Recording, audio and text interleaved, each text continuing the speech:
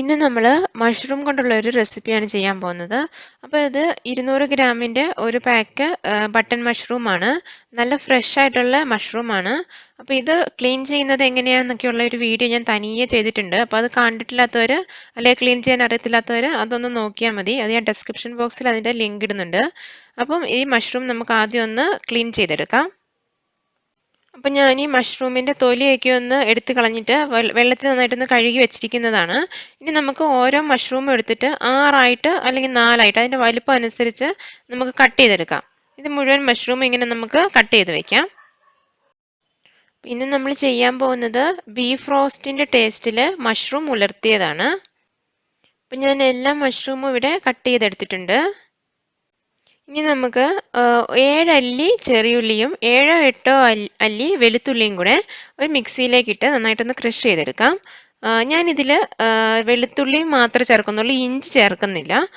ഇഞ്ചി ചേർക്കുമെന്ന് എനിക്കറിയില്ല, ഞാൻ ചേർക്കാറില്ല. ഞാൻ ഒരു തവണ ചേർത്തിട്ടുണ്ടായിരുന്നു മഷ്റൂമിൽ. അപ്പോൾ എനിക്കതിൻ്റെ ടേസ്റ്റ് അത്ര ഇഷ്ടപ്പെട്ടില്ല. ആ മഷ്റൂമിലേക്ക് ആ ഇഞ്ചിയുടെ ടേസ്റ്റ് എനിക്ക് ഇഷ്ടപ്പെടുന്നില്ലായിരുന്നു. അതുകൊണ്ട് ഞാൻ പിന്നെ മഷ്റൂമൊക്കെ ഉണ്ടാക്കുമ്പം അത് വേറെ മഷ്റൂം മസാലയാണെങ്കിലും ഇങ്ങനെ ഉണ്ടാക്കുകയാണെങ്കിലും ഒക്കെ ഇഞ്ചി ചേർക്കാറില്ല. വെളുത്തുള്ളി മാത്രമേ ഞാൻ മഷ്റൂമിൽ ചേർക്കാറുള്ളൂ. നമുക്കിതെല്ലാം കൂടി ഒന്ന് നന്നായിട്ട് ക്രഷ് ചെയ്തെടുക്കാം. ഇനി ഞാൻ ഇതിലേക്ക് ചേർക്കാൻ പോകുന്നത് ഒരു വലിയ ഉള്ളി ചെറുതായിട്ട് കട്ട് ചെയ്തതാണ്. അപ്പോൾ ഇതിൽ ഞാൻ 7 ചെറിയുള്ളി ഒരു വലിയ ഉള്ളിയാണ് ചേർക്കുന്നത്. ചെറിയുള്ളി തന്നെ ചേർക്കുന്നത് കൂടുതൽ ടേസ്റ്റ് ഉണ്ടാവും. അപ്പോൾ അങ്ങനെ എടുക്കാൻ ഇഷ്ടമുള്ളവർക്ക് അങ്ങനെ ചെയ്യാം.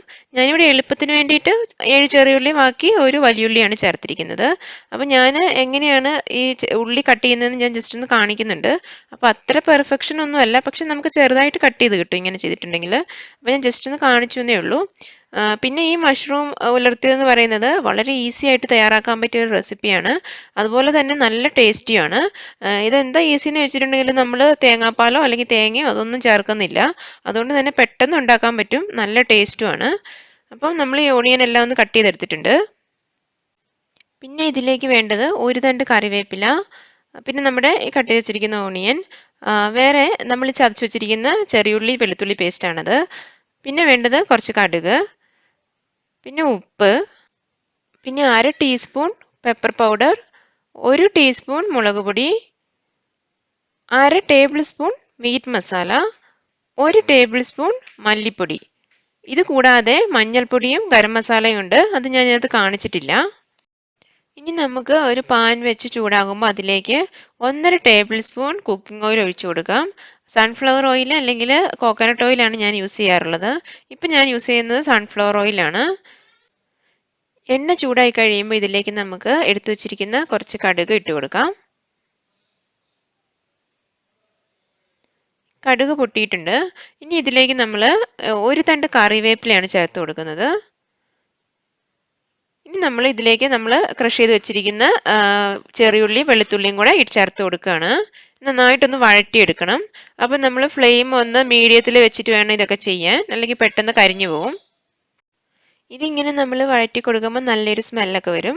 ഇതിന്ന് നന്നായിട്ട് ഒരു ചെറിയ കളർ ചേഞ്ചായി വരുമ്പോഴാണ് ഇനി നമുക്ക് ബാക്കി സാധനങ്ങളൊക്കെ ചേർത്ത് കൊടുക്കേണ്ടത്. ഇപ്പോൾ നന്നായിട്ട് മൂത്ത് വന്നിട്ടുണ്ട്, കളറൊക്കെ ഒന്ന് ചെറുതായിട്ട് മാറിയിട്ടുണ്ട്. ഇനി ഇതിലേക്ക് നമ്മൾ കട്ട് ചെയ്ത് വെച്ചിരിക്കുന്ന ഉള്ളി ചേർത്ത് കൊടുക്കാൻ പോവാണ്.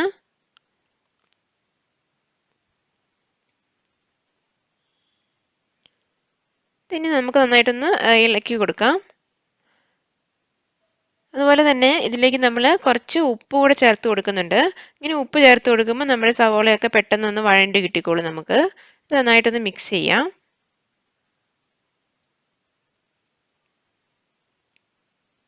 മിക്സ് ചെയ്തിട്ട് നമ്മൾ ഇത് കുറച്ച് നേരം മൂടി വെച്ചിട്ട് ഒന്ന് വേവിക്കാൻ പോവാണ്. ഇതൊന്ന് നന്നായിട്ട് വഴണ്ട് സവോളയൊക്കെ നന്നായിട്ട് വഴണ്ട് വരുന്നത് വരെ ഒന്ന് ജസ്റ്റ് മൂടി വെക്കാൻ പോവാണ്.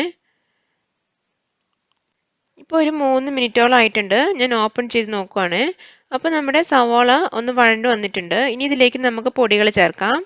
1/4 ടീസ്പൂൺ മഞ്ഞൾപ്പൊടിയാണ് ഇപ്പോൾ ചേർത്ത് കൊടുത്തിരിക്കുന്നത്. 1 ടീസ്പൂൺ മുളക് പൊടി, 1 ടേബിൾ സ്പൂൺ മല്ലിപ്പൊടി, 1/2 ടേബിൾ സ്പൂൺ മീറ്റ് മസാല,